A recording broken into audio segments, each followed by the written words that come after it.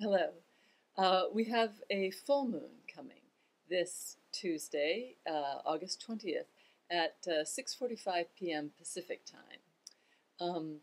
As I said in the last video, with the new moon, this full moon represents a certain culmination of a very powerful water sign, grand trine, a very positive aspect that emphasizes emotional, creative, and spiritual um, uh, advantage or benefit. It's a particularly peculiar aspect because it is very powerfully spiritual, but it also really involves work and the way for something to be very spiritual. I mean, it doesn't necessarily mean it always feels good.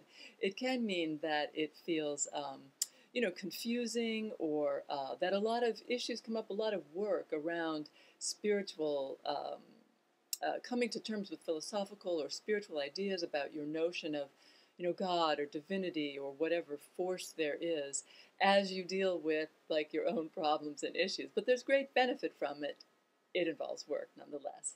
Anyhow, this particular aspect is coming to something of a peak right now. It will still remain in, but it will start to dissipate over the next few months, and because of that, and in many other ways, right now we're in a transition period.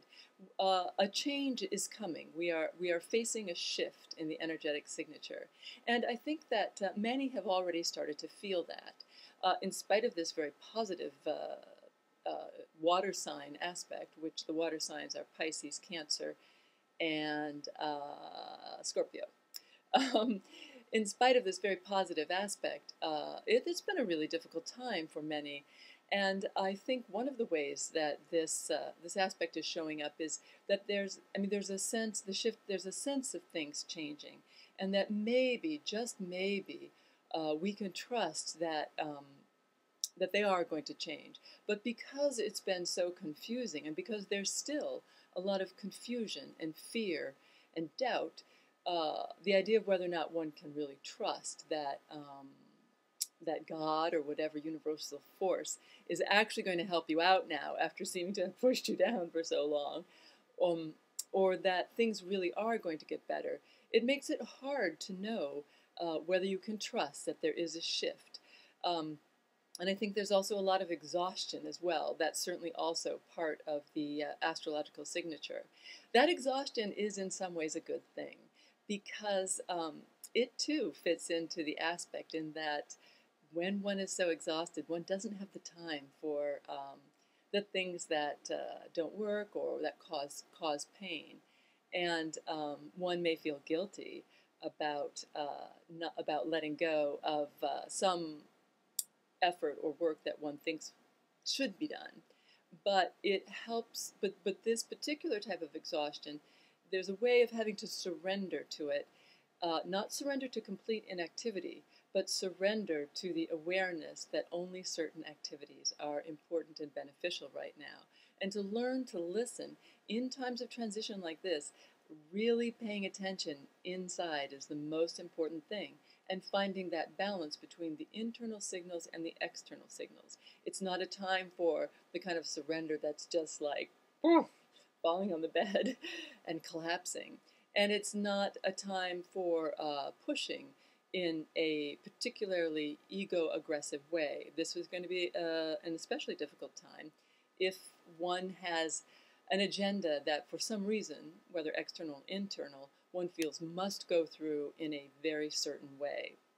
You may not be able to avoid it, but even if that is the case, it's very important to listen to the internal and the external signals about when and how to let go and when to push.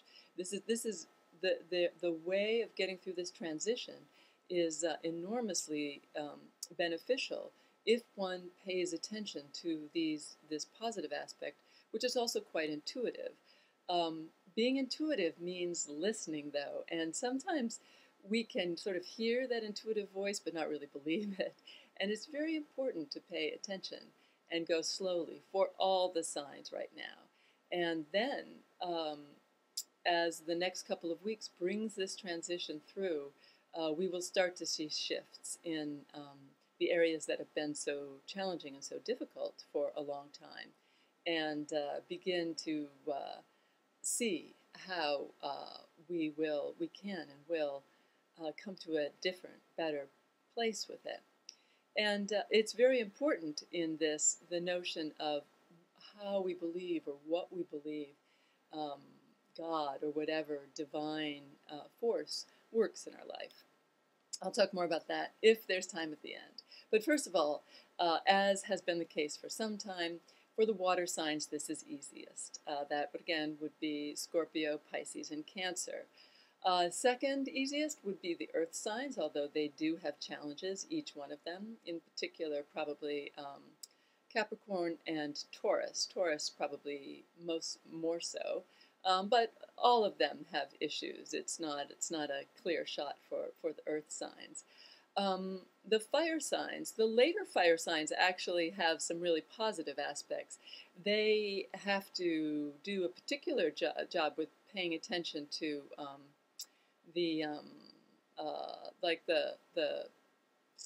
maybe the fears or superstitions of others that can come up, or the confusion of others. But they themselves, in the later fire signs, may feel that may really have a burst of energy at this time. The earlier fire signs, it's been difficult and it still remains difficult, and the work with the spiritual aspect is especially important.